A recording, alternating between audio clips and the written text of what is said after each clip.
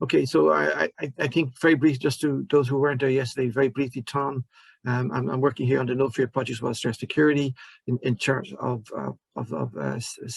standardization, the No Fear project. We'll talk about that now. And that's a bit of my background. You can read it up there in front. David, David on the other side, it's a bit more interesting than I think. David is the, I hope you don't mind me saying that, David. David is the convener of SEN TC391. And what David is doing is bringing his knowledge and experience very much so to us, and he has been working on the advisory board, and he's also been engaging quite a lot, and he's brought his knowledge in regards to the platform and how he can actually see how it works, you know, in terms of from a practical point of view, so you can see the benefits of the platform going forward. So David will focus on that, and he will work with Augustine from NUIG and give you a practical demonstration of how the platform has actually been working. So I think you'll enjoy that. So maybe we go to me now, and we'll just go to the next slide where I change hats. So now what we're going to do now is talk about the Disastrous Resilience, the better practice ecosystem. So next slide, please. So this is the No Fear project. I know we're slightly late, so I'm going to go a little quicker here.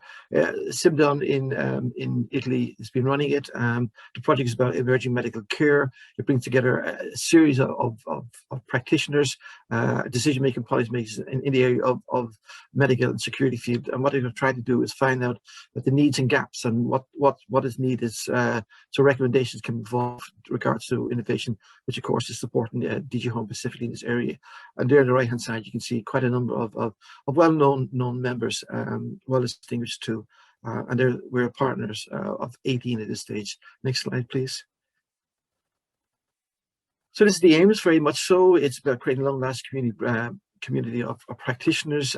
So on one side we have the suppliers and the academics, and we're collaborating together to work in regards specifically towards the areas of what is needed in the specific area of emerging medical services. Again, we take advice from relevant EU projects.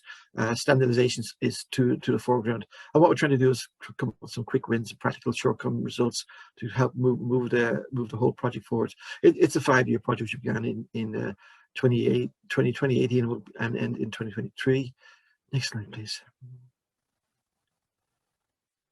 So we came about the ecosystem through a number of ways. We spend a lot of time engaging. I think the approach here highlights what we're trying to do. We listened, we learned, we acted, and what I'm trying to show you is that this didn't come about by just instantaneous. It was through a lot of collaboration and thinking and talking and finding what was wrong. So there we could see some examples of we met the No Fear practitioners in Nice and in April in Rome.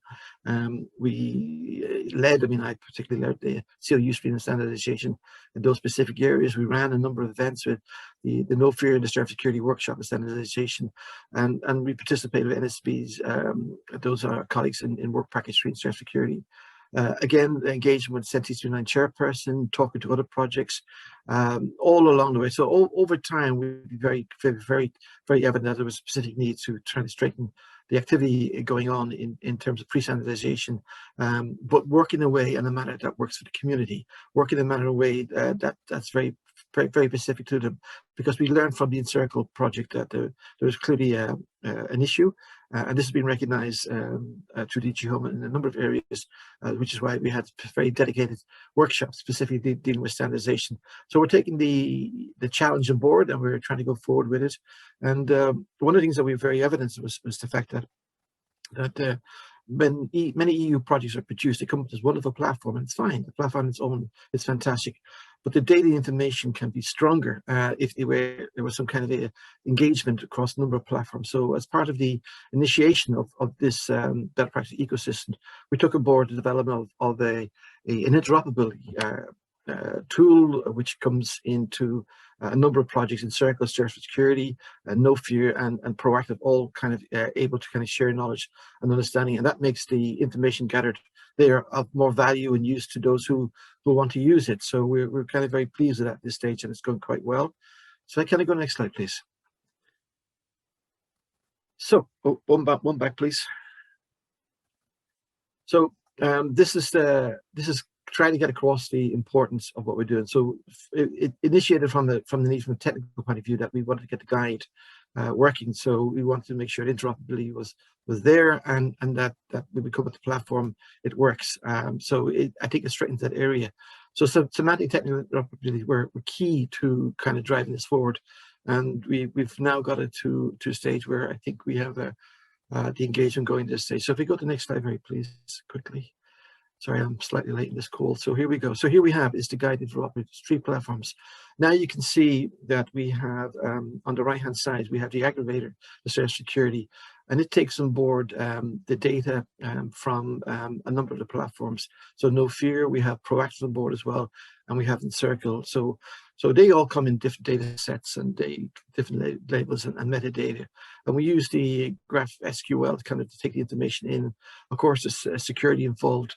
But as you heard from Patricia's presentation yesterday, those who were attending, that taxonomy is very, very clear. So what we've done is taken all the information and data and created this taxonomy, which is now shared across the three domains. And you see that it allows the information to be shared across. And this strengthens very much so the uptake of not only of the STAIR4SECURITY, but also of the no fear proactive ENCIRCLE, and that makes it a stronger solution that can be enjoyed by the practitioners and beneficiaries of the solution.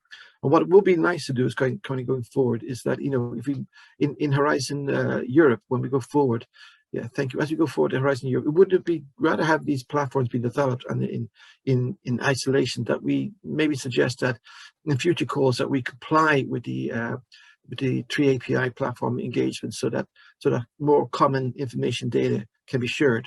And this can only strengthen the results coming out from European Commission research projects. But this is something I think that's possible that we can talk about at some stage. But fundamentally, we're not working in silo mode. We're working as an engagement mode, and we are very much breaking the silo mode that's been pretty dominant in Horizon Europe. Sorry, Horizon 2020. But in Horizon Europe, I think we could do things better. Next slide, please. So what are the issues that we found in standardization? Well, we found quite a number of things that, if you look specifically at the ENCIRCLE project, it was never seen standardization in a positive light. And even yesterday when we did the short poll, that message was coming across loud and clear. And when you talked about people about standardization, and I remember, you know, at a number of community user events, a number of events where we had a lot of foresight shop meetings. It wasn't a subject matter that practitioners were willing to engage with. But when you talked to them more so about the area of better practice, yes, we certainly got their attention. Some of the issues that we highlighted, you know, the operational procedures will be suited but not nationally. Again, you know, the ENCIRCLE project highlighted more issues there as well. From technical, we took out this example here, out of date, technology has moved on. So there are a lot more other issues as well that came, and I think the ENCIRCLE projects captured quite well. One of the things we find too, that I think that was mentioned earlier on too, I think it came from the chat, was the time to fall, the time to do it, the cost involved into it was quite an effort, and that was kind of a turn off away from it. So literally the bottom line is that, you know, we have to listen to who the people are, the practitioners, and try to come to something that meets their specific needs. So this is very much so an empowering mechanism that we're trying to give to the practitioners, and that's some of the issues that came from the community. Can we go next slide, please? So, as I repeated earlier on, I think it's clear that when you speak to practitioners about standardization, you rarely get their attention. This is a known point. I've been saying it now for some time. And others have also recognized it. Clyde Goodchild, who we spoke yesterday, also got this.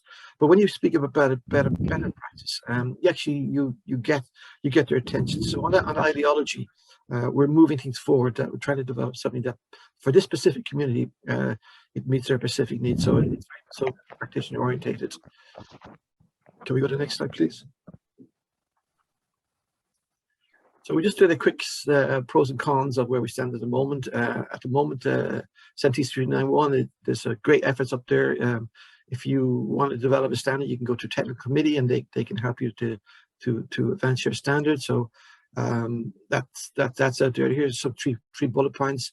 There are multiple civil protection standards in existence, well-established methods in place. But there is some costs involved, which is pros and cons depending on the level of your involvement. If you being a practitioner, on cons, I think the fact you go to technical committee is not broadly known, and the time to produce obtain consensus standards can be considerable. So we know that as well. So if you go to the next slide, please. If you look at the CWA mechanism, the concept's been around since 2001. It's intended for quick delivery while fulfilling all the standards needs, and many CWAs exist. On the other side of the kind, then you have CWA mechanism is generic for all sectors. It's not an open system. It's saying, and the NSPs and the client handle that area, and there could be kind of some cost involved there, and this can be costly. So that's the CWA. Then we go to the better practice route. So what we're doing is designing mechanisms. No, go back one, please. Thank you. So what we're doing is designing a mechanism which specifically for the community. It's very much so an empowerment model for practitioners. So it's not the it is the practitioner who will own this. They will help us to drive it, and it will be flexible in design. And what we're doing is that we're making it open and initiative and then low cost. I think these are important, specifically the environment that we live in today. On the negative side of things, it's not proven, and the support structure are not there yet. But that's coming. That's part of phase 2. Phase 1 was actually getting the API going for the four platforms working together. So we go to the next slide, please. So here you can see the concept coming through. So on the left hand side, you see, if you want to develop a standard, you can go to your technical committee. You can also go through a CWA mechanism, but that would not be a full standard. It's like a pre-standardization document. And on the right hand side, you have the concept of the mission. We're specifically helping a disaster risk and emerging medical service communities to fulfill the potential to development of practitioner-oriented guidelines. So it's all about them. They are getting empowered to do this. They will work, and we need to put a structure in place to allow them to get more involved, because they are the people with the knowledge and understanding. So we're putting these guidelines together, and it's an ecosystem that will grow over time, but it's from the conceptual stage, it's a moment of time, but over from July forward, we plan to move it forward. And of course, we'll engage with the technical committees and so forth on this end. So let's just give you a very quick outline. I'm acutely aware of time. So if we can press on, please, the next area. So these are design, it's practitioner orientated. It's designed specifically for the community, the Disastrous Resilience, including emerging medical services. There will be a guidance applied. We're trying to put a phase produce together, and the guidelines can be perceived as a pre-standardization document. But that's about the level. You do not necessarily need to turn it into a full standard. That's completely up to the practitioners who are involved in doing it. So that's it. I'll go to the next slide very quickly. Apologies, I'm running a little bit late. So the community, what we're trying to get back for, these are kind of criteria we're working that the engagement with the department is to the foreground. So we need to get this kind of, yes, absolutely agreeing with what we're doing. We're helping to build trust and practice and process developed by the community.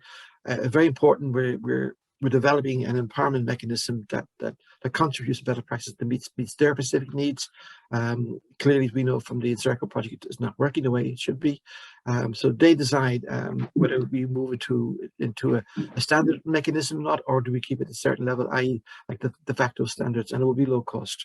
So it's a mechanism that's out there, and we're going to try to, well, the mechanism we're going to be developing now in phase 2 of the initiative, and that's coming next. If we go to the next slide, please. So here's the team. We set up a management team, myself and Clive, David, who will speak next, Augustine are involved. The governance has been driven by Patricia, and Rec Kelly, who's helping us today, and that's very good. And you can see on the right-hand side, just an outline. So we're trying to make an impact. We're trying to get the structures in place so that we can make this thing work. But again, I repeat saying again, it's an empowerment mechanism for the practitioners. It is they who decide whether this works or not, but we give them the opportunity now to move forward with this. We go to the next slide, please. So here are the principles. We have 8 principles we're working at. I won't go through all of them, but I think you can read them, and because of the events being recorded, you can read this at any time you like. Again, we're looking for due processes. You know, it's got to work for the people. The equity, fairness amongst partitions, very important. It's got to have broad consensus, so we set the mechanism such that it complements this, and we get feedback as transparency. The management team will make it very clear when stuff is available, and we try to move it forward in that way, and we try to get a balance so that it's not dominated by any one party interest. These are, again, I say, the principles over here. Can we go to the next slide, please? So we go here again. We have openness. Everything is open to of interest and to involvement parties. It's a collective the parties that we could do. We're talking about key attributes here. We're talking about interoperability, scalability, flexibility, sustain. All of these are part of the building blocks we're trying to put together, because we want to make sure that the benefits come through are to those like the frontline operators, practitioners, emergency medical service. This is very much an empowering mechanism.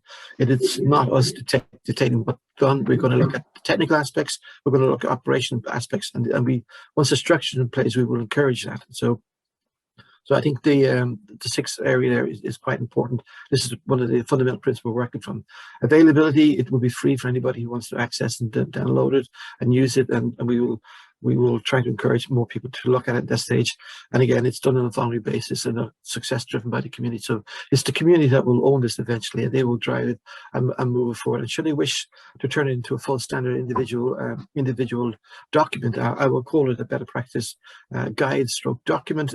They can do this, and they can do this through another meeting, but obviously contact the technical committee is a starting point from, but they don't have to do this. You can stay within the remit of what I call almost like a de facto standard, for want of a better word, at this stage. Next slide, please. So this is very much, I just took a cut and paste before the event, and you can see we're going through two phases. Phase one is ongoing at the moment. I won't go into much detail, but you can see there's a method there. And what we were doing very much so, we have the develop the ENCIRCLE, STAIR4SECURITY, no fear, and proactive API. And that's due to be completed by the end of June. By the time that is done, that means we have for the very first time, I think, overcome the issue of interoperability. And we have now got 4 platforms engaged in sharing knowledge, common information, data. So it strengthens the outcomes, which means that people who then use the platforms can get much benefit from it. I think that's a tremendous step forward, and we're very proud of that being achieved at this stage. And then we get to the stage 2, the management team and who have highlighted. We start working very much so on trying to put the structures in place to drive this forward. That's phase 2. And in phase 3, we talked about maintaining sustainability. That's further down the line. And I left it quite open this specific stage. So that's me. I'm just trying to give you a sample feeling of where we are in terms of better practice guide and ecosystem. And that's me. And we stop it there for me. So again, I thank you all for your time in that area. As before, we just take a Q&A session now, please, if possible.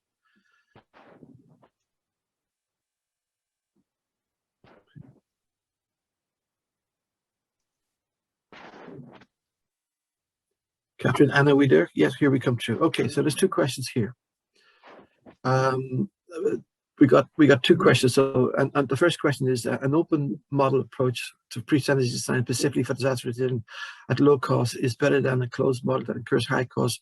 To what extent do you agree with this specific statement? That's the first question. And the second question, when people are ready, is based on what you've heard, how beneficial will the platform be to your existing professional research? So there are 2 questions there. So we just give it a little bit of time now to get some feedback from you. Presently, there are 47 participants on the call, and in 10 we'll close it down. In 5 we close it down. And we shut the poll down now, and we get the results. So yes, so you can see there's a slight agreement of 21%, and then we have a high agreement of roughly 57% agreeing on the open model approach. If we go to the second question, we can just scroll that down a little bit here. Yes, we have it. So there's a somewhat coming here. So based on what you've heard, how beneficial the platform to assist in professional research. And again, there are two elements there. There's a somewhat, and that always could do with a discussion later on. Maybe we could do it in a Q&A session to get a better understanding of that one. So please throw some questions in that direction. Try to add some understanding as to why you think somewhat as opposed to a great extent. 21% a great extent, and some people don't know at the moment, which is fine. This is expecting, but those who said somewhat, I'd really like to get a better understanding as to actually why you say somewhat and don't see to a great extent. But this will be very helpful going forward. So please use the Q&A to kind of give us some feedback that way. Again, I'll repeat from this morning's session what I said to you, that the platform e-learning learning tool, that's going to be made available. I know some people are using it now, but we will get details out beyond after this event, so we get the others using the platform. I think that'd be very helpful going forward. Now that's me. I'm not quite sure how we're doing in time. I hope I haven't been too late. Let's move on to the next speaker. The next speaker is David Crouch. David Crouch is from 3M. The slide's not there, so we can just move on. Yeah, and David is heavily involved in the area of standardization and also on CBRNE, and it's been a pleasure working with David in recent time on the advisory board for STAIR4SECURITY, and likewise on CENTI 69, where he's the convener of the CBRNE section of this area. So what we're going to do now is have a quick presentation by David explaining very clearly the details about the benefits where he can get from the platform, and likewise he will link up with Augusta and show from a practical point of view the platform in use. David, the floor is yours. Okay, thank you, Tom. Can everybody see my screen okay? Yes. Yeah, brilliant. So I'm David Crouch from 3M, but I'm also part of ENCIRCLE through my interactions with CBRN UK, which is a member. So just to give you a bit of a why do we need the platform, this is from personal experience over the last 20-25 years involved in CBRN at various levels, which communities the platform can serve, and that it can serve a lot of diverse requirements. And for me, it is a very useful platform. And in terms of, I'm going to give an anthrax biological case study as an example of the platform, and Augustine is going to help to show you that.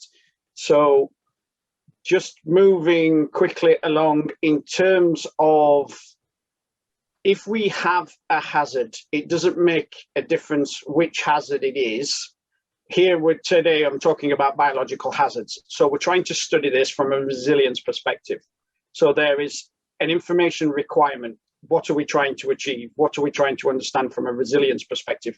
And there's different players within this information bubble. You might be industry wanting to develop a new widget or a gizmo. So what I call the developers. But again, the technology might not be available, so that might have academic input, so the future, so studying unknowns.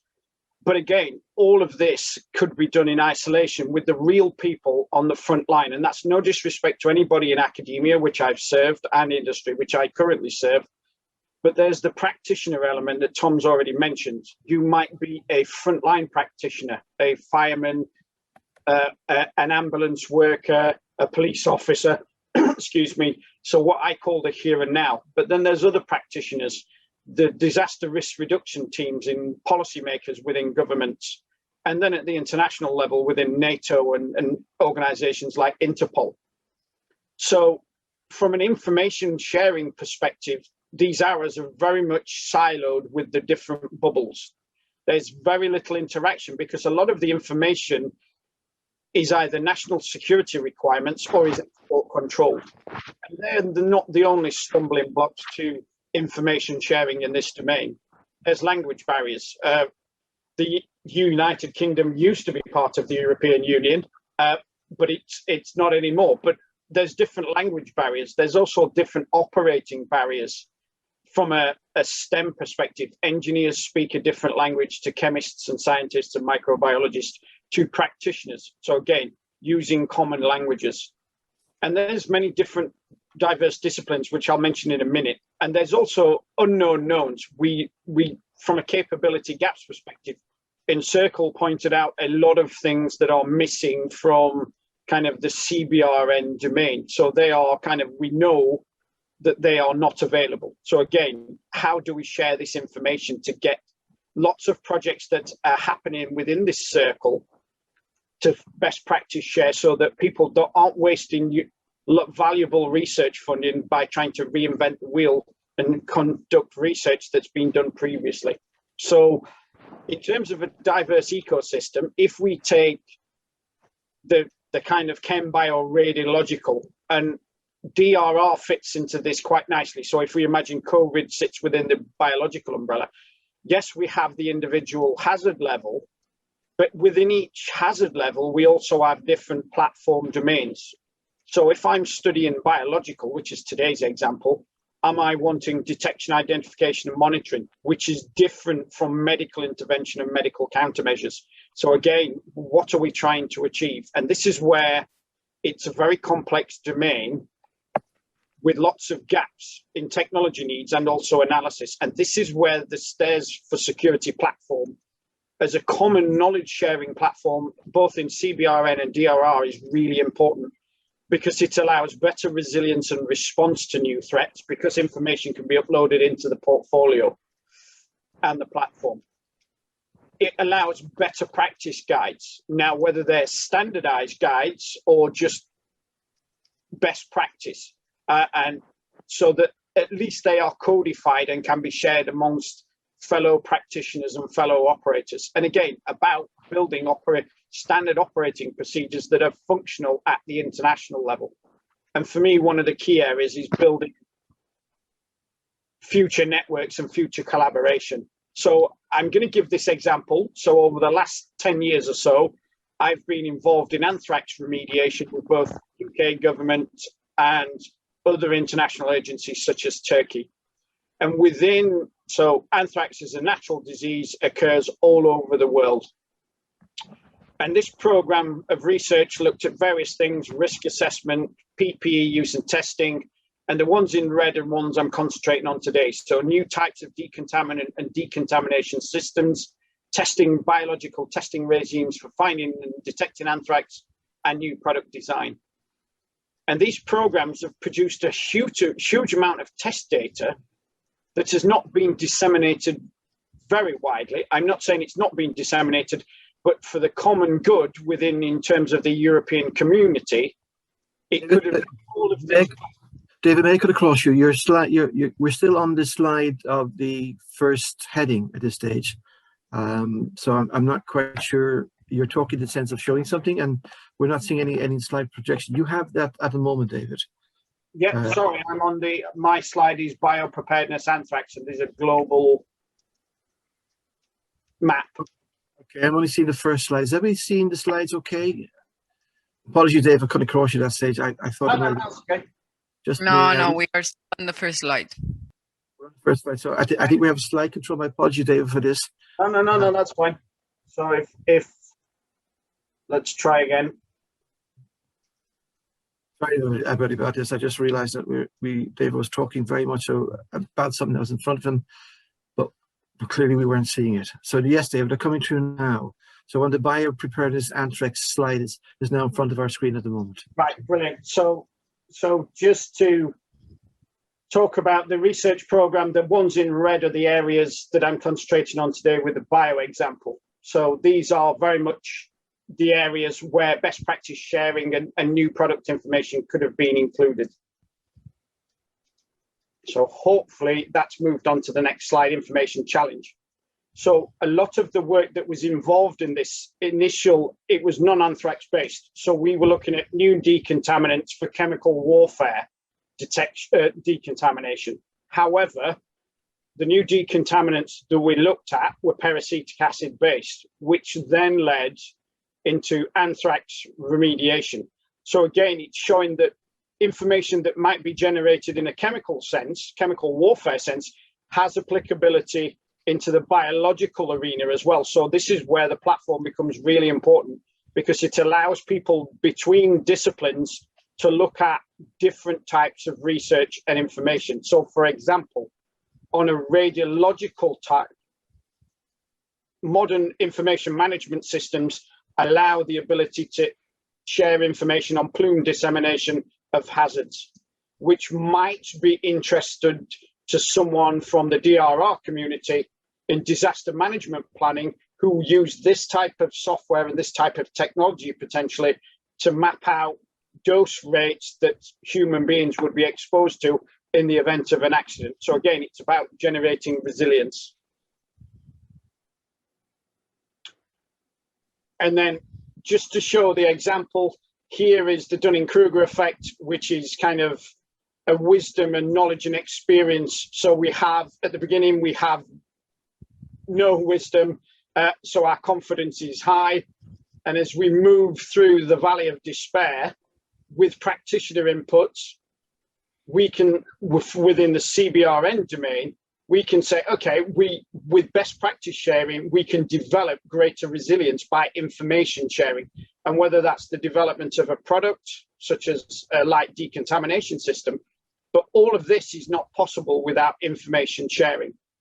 And going back to my anthrax example, I started this program in the late 90s, early 2000, which was 20 years ago. And a lot of this information that you can see, which is taken directly from the current platform, was not available to me as an individual. Whereas if I was doing the project now, I could probably save myself 6 months to a year's time of effort, just because I know this information is available. It would save me the research time, and it would allow me to collaborate with such companies or people and authors of these results and projects that have been put into the system. So again, from a cost sharing perspective, CBRN research and mitigation is not cheap. So rather than people have to reinvent the wheel and continue doing things in isolation, this platform for me at the personal level is really important.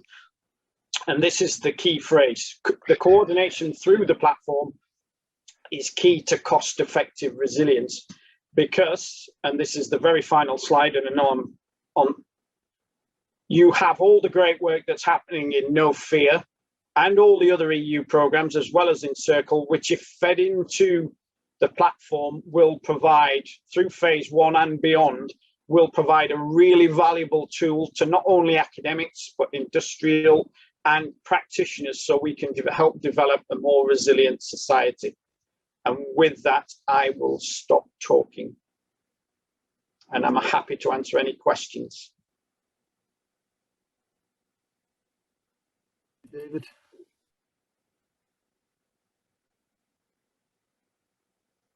You're on mute, Tom. I'm good. I'm good at this. Okay, thank you, David, for that. So, yeah, I think the message you gave are very loud and clear.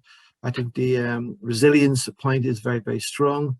I think the whole area in terms of the way you said that you can have used the platform, the STAIR4SECURITY platform, by knowing what was on it, you could have actually done the Asterisk project a lot better, in the sense that it was less cost effective. So you would have been able to communicate and probably take some information from it and apply it to your project. So that's the message I'm picking up from you, David. I think that's a very important platform, very important statement to make. And likewise, I think from yesterday, we brought out the whole area of cost effectiveness, resilience, and especially given today's talk, I think that's a very important message to get across to everybody else.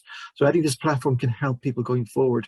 And I'd like to think, as we move to Horizon Europe and so forth, that we will continue to use the platform and that we bring more data onto the platform. We make it a stronger entity, and by having a stronger entity, it means the benefits will be better again. This is the way I see it going forward. And I think your contribution, David, has been fantastic. I think the message has got across loud and clear to everybody. So I thank you. So. No. Thank you, Tom. Thank you for inviting me.